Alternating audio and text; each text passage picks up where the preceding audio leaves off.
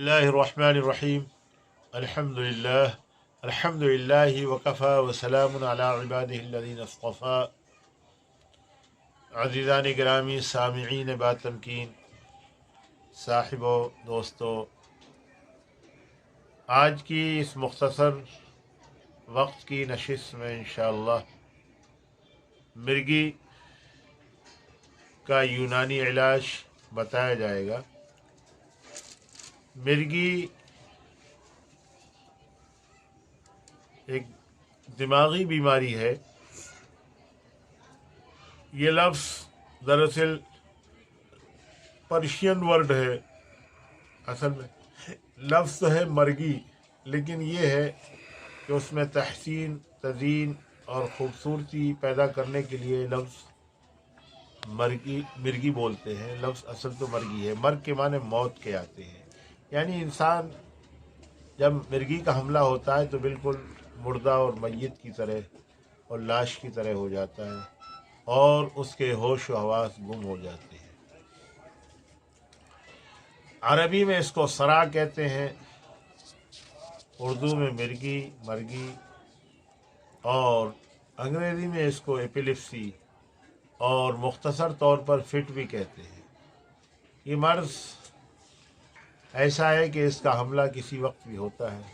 इस मर्ज़ में इंसान यूं ही अचानक गिर पड़ता है, हाथ पांव टेढ़े हो जाते हैं, ज़बान दांतों के नीचे बाज़ औक़ात इतनी सख्ती से दब जाती है कि कट भी जाती है और मुंह से झाग निकलने लगते हैं, और इसका हमला अचानक होता है। इसके असबाब और वजह यह है कि गलीज़ रिहाएँ दिमाग को चढ़ती हैं, और यह है कि बाज़ हज़रात ने बयान किया है कि खून की रगों के अंदर सुद्दा पैदा हो जाता है और क्लॉट हो जाता है, जिसकी वजह से दिमागी मराकिज़ की तरफ या दिमाग के जो बुतून हैं उनकी तरफ खून का दौरान बराबर नहीं होता। नतीजतन मिर्गी का हमला हो जाता है और एपिलेप्टिक अटैक होता है। ये किसी भी उम्र में होता है, किसी भी वक्त होता है और अचानक होता है। एक मर्द इसी से मिलता जुलता जो है वो इख्तिनाक है। इख्तिनाक को हिस्टीरिया बोलते हैं, हिस्टीरिया। तो हिस्ट्रिक अटैक और एपिलेप्टिक अटैक दोनों में काफ़ी फ़र्क है। एपिलेप्टिक अटैक अचानक होता है, नागाह होता है, दफातन होता है और सडनली होता है, लेकिन हिस्ट्रिक अटैक अचानक नहीं होता, वो आहिस्ता आहिस्ता होता है। दूसरा फ़र्क ये है कि हिस्ट्रिक एपिलेप्टिक अटैक के अंदर इंसान गिर जाता है और इसमें इंसान लेट जाता है। इसके अलावा मिर्गी का दौरा जो है वो मर्दों को भी पड़ता है, औरतों को भी पड़ता है, लेकिन हिस्ट्रिक अटैक यानी इख्तिनाक़ुर रहम का दौरा ज़्यादातर औरतों को पड़ता है और बहुत कमी के साथ, विद रेयरिटी, बहुत ही कमी के साथ जो है मर्दों को भी होता है। बहरहाल ये ख़तरनाक बीमारी है और मिर्गी के हमले में इंसान के होश हवास गुम हो जाते हैं, मफकूद हो जाते हैं और कॉन्शसनेस जाती रहती है।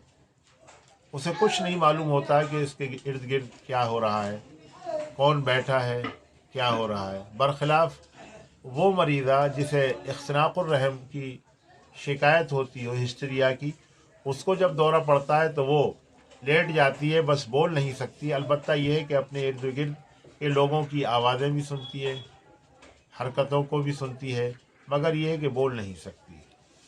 यूनानी में माशाअल्लाह इसका बेहतरीन इलाज है।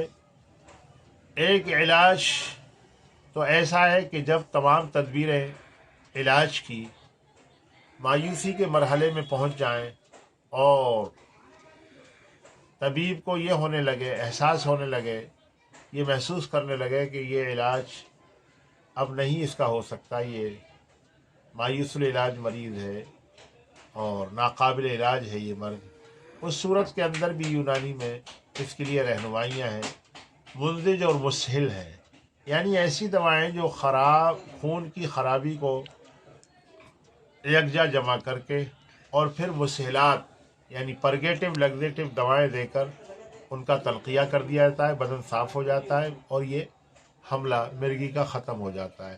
وہ تو آخری درجے میں ایسا ہے، آخری درجہ جس کو لاسٹ ریسورٹ کہتے ہیں، اس صورت کے اندر کیا جاتا ہے۔ البتہ یوں معمولات کے مطلب کے اندر جو ہے نا اس کا علاج یہ ہے، میں ہمدرد کا علاج آپ حضرات کو بتلا رہا ہوں۔ ایک تو قرص حلتیت آتی ہے، وہ 2 گولی جو ہے نا اس کو کھلائی جائیں، اور رات کو سوتے وقت خاص طور سے، اور صبح میں جو ہے وہ ایک ایسروفین ہے، ایک حب شفا ہے، اور ایک جو ہے اکسیر شفا ہے، اور ایک حب سرا ہے۔ یہ 3 گولیاں ہوں۔ جوشاندے میں جو ہے نا استقدوس ہو، افسیمون ولایتی ہو، تخم کسوس ہو، برنجاسف۔ تو استقدوس، برنجاسف، تخم کسوس اور افسیمون ولایتی کا جوشاندہ، یہ جو ہے صبح اور رات بھی دیا جا سکتا ہے، اور سہ پہر یعنی شام 5 بجے خمیرہ گاؤزمہ امبری جدوارو سلی والا یہ کھلائیں، تو انشاءاللہ اس مرض کا ازالہ ممکن ہے۔ اور تفصیل کے لیے مزید جو ہے نا مشوروں کے لیے خادم کو یاد رکھیں اور رابطہ کریں، مشورہ مفت دیا جائے گا انشاءاللہ تعالی۔ والسلام علیکم۔